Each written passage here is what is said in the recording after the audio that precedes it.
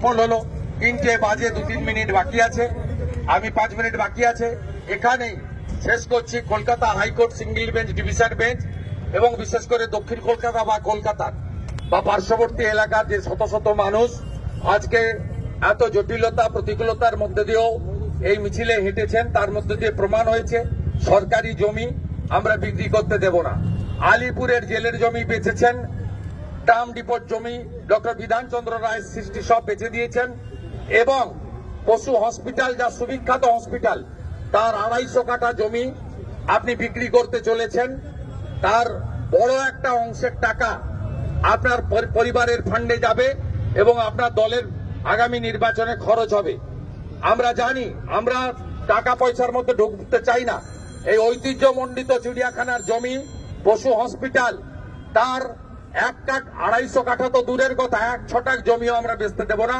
ভারতীয় জনতা পার্টি দক্ষিণ কলকাতা, উত্তর কলকাতা, যাদবপুর, হাওড়া, আমাদের সাংগঠনিক জেলাগুলি সমস্ত মানুষকে নিয়ে যদি সিদ্ধান্ত না নেয়, গঙ্গাসাগর মেলা এবং মকর সংক্রান্তির পরে লাগাতার ধর্ণা ইত্যাদি আমরা করব এবং আমরা আবেদন করব সচেতন নাগরিকদের, জনস্বার্থের মামলা করুন, রাজ্যপালের কাছে ডেপুটেশন করুন, কেন্দ্রীয় মন্ত্রী ভূপেন যাদবকে মেল করে এই অন্যায় এবং বেআইনি সিদ্ধান্তের প্রতিবাদ করুন।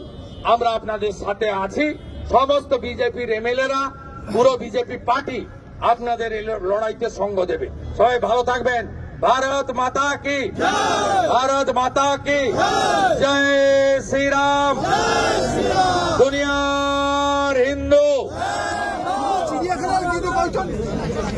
প্রত্যাশা সম্পর্কে কেন্দ্র কিছু জানাচ্ছে না, প্রদীপ মজুমদার বলছে। গ্রামীণ অর্থনীতি, রাজ্যের বাজেট প্রত্যাশা যাই থাকুক, রাজ্যকে আগে ধারণা বন্ধ করতে হবে। 2024-25 অর্থবর্ষে 9 মাস অতিবাহিত, রাজ্য বাজেট 3 লক্ষ কোটি টাকার। তার মধ্যে 79,000 কোটি টাকা বাজার থেকে ঋণ নেওয়া হয়েছে, 9,000 কোটি টাকা কেন্দ্রীয় সরকারের গ্যারেন্টিতে আরবিআই থেকে ঋণ নেওয়া হয়েছে, 2200 কোটি টাকা আদার সোর্সে ঋণ নেওয়া হয়েছে। এবং ভারতবর্ষের মধ্যে 2টো রাজ্য অডিট রিপোর্ট জমা না দেওয়া সত্ত্বেও জিএসটির তাদের যে প্রাপ্য অংশ শুধুমাত্র পাওয়া যাবে এই ক্যালকুলেশন করে নির্মলা সীতারামনজি 90% টাকা পশ্চিমবঙ্গকে দিয়েছে জিএসটির যা যা লাগে। তারপরে এই ধরনের কথাবার্তা বলার কোনো মানে হয় না। আমরা বুঝতে পারছি রাজ্য সরকার হিমাচল প্রদেশের মতো স্যালারি বন্ধ করার দিকে যাচ্ছে। ওই জন্য মুখ্যমন্ত্রী গঙ্গাসাগরে দাঁড়িয়ে চিৎকার করে বলছেন, কুম্ভ যদি টাকা পায় আমি কেন টাকা পাবো না। আর প্রদীপ মজুমদার যদি আজকে আপনাদেরকে বলে থাকেন, বোঝা যাচ্ছে যে চরম অর্থনৈতিক সংকটে এরা পড়েছে, যে কারণেই আলিপুর চিড়িয়াখানার পশু হসপিটালও বিক্রি করার পরিকল্পনা মমতা ব্যানার্জিরা নিচ্ছে।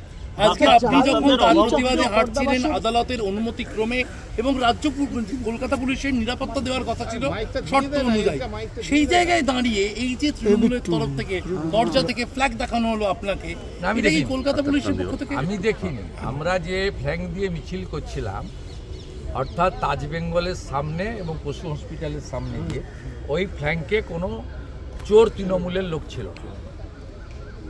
আমাকে আমাদের সমর্থকরা বলেছে উল্টো ফুটে জুর যে গেট, সেখানে আমি তো আমার চোখের সামনে নয়, দেখার সুযোগও ছিল না, কোথায় ঝোপঝাড় জঙ্গলে লুকিয়েছিল।